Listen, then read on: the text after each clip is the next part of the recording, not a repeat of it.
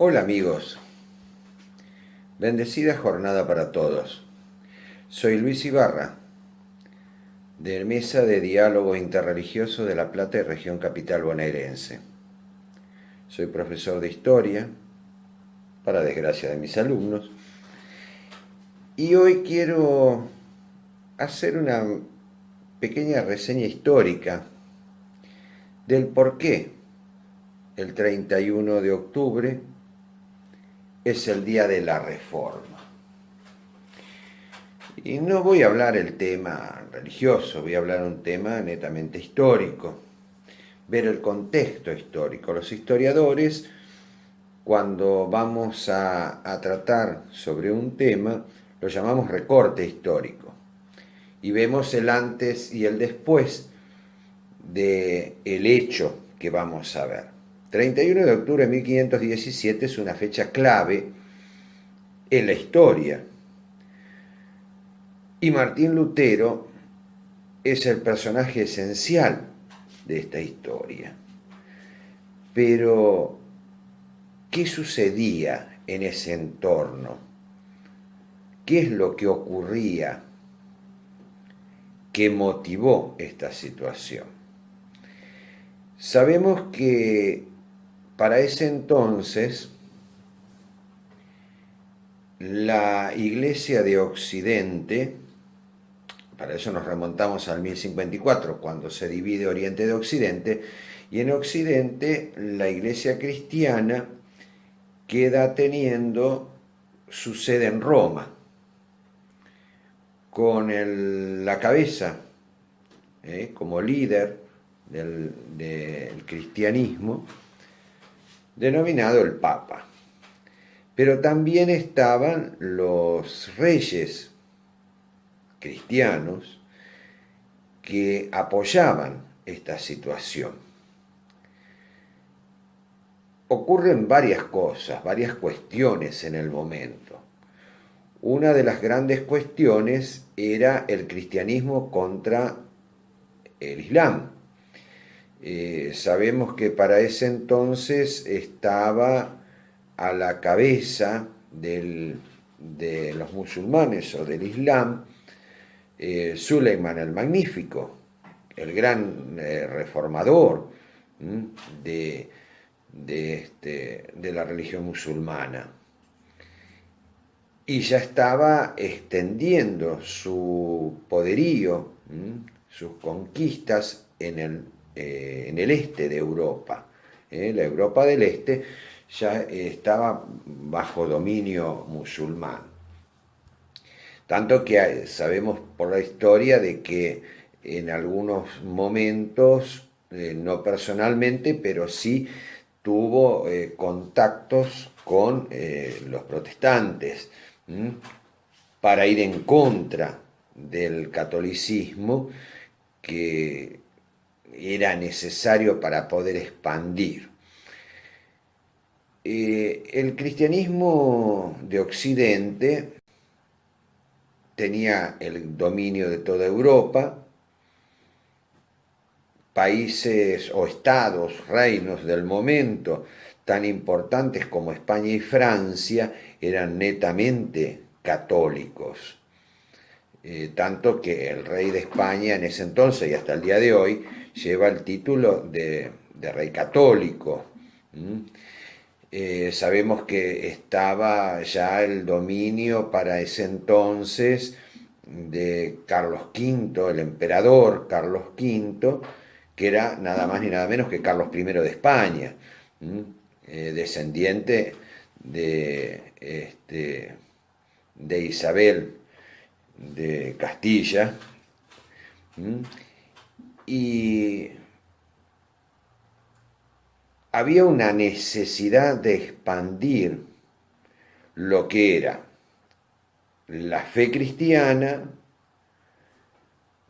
y también la expansión política. La fe cristiana había que expandir sobre los paganos de los nuevos territorios descubiertos, o sea, de América. Y en todo ese contexto que va apareciendo, y va surgiendo,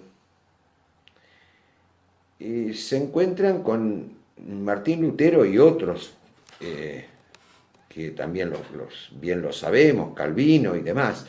Pero Lutero, ¿qué va a decir? Porque nosotros en la escuela secundaria, a nuestros alumnos del segundo año de la escuela secundaria, que es donde está en el diseño curricular el tiempo de edad, fines del medioevo y principio de la modernidad, el tema se habla de la reforma protestante, pero se habla muy someramente porque es un hecho histórico que está basado en hechos reales sucedidos.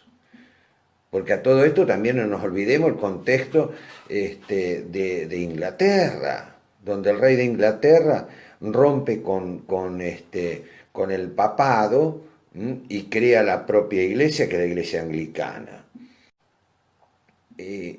Todo esto va a ayudar a los protestantes de los Países Bajos a expandirse y a tener una fuerza importante.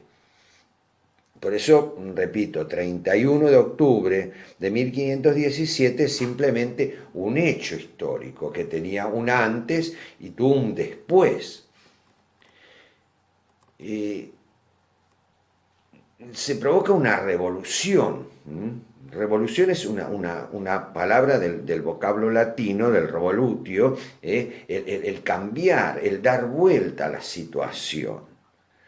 Las 95 tesis de Lutero es un hecho importante para la historia, porque es un hombre de adentro de la misma Iglesia Católica que va en contra o protesta contra ciertas situaciones. Una de las más famosas era el tema de las indulgencias, pero protesta contra ese poder, pero también tengamos en cuenta que protesta no solo contra el tema religioso, sino el tema político del momento. Vivía en una región donde había reinos, había principados y había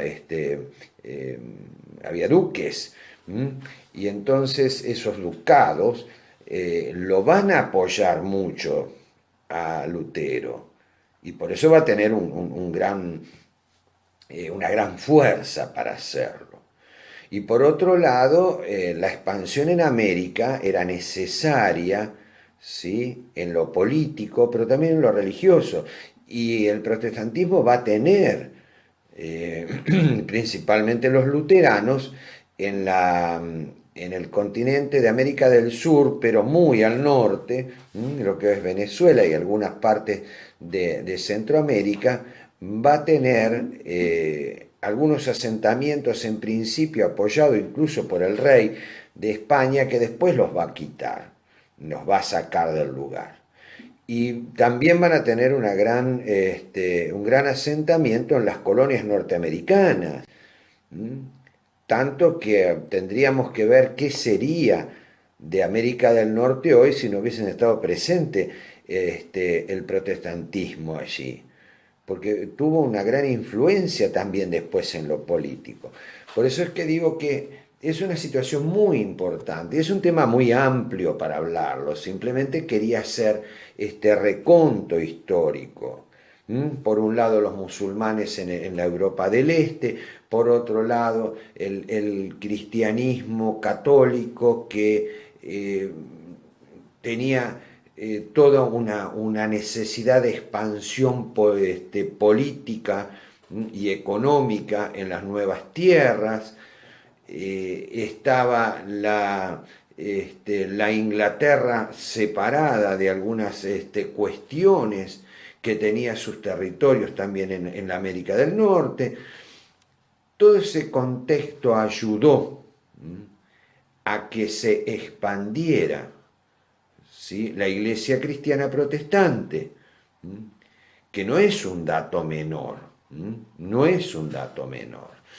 Espero no haberlos aburrido con este relato y quizá en otro momento podamos tomar temas puntuales y desarrollarlo más amplio.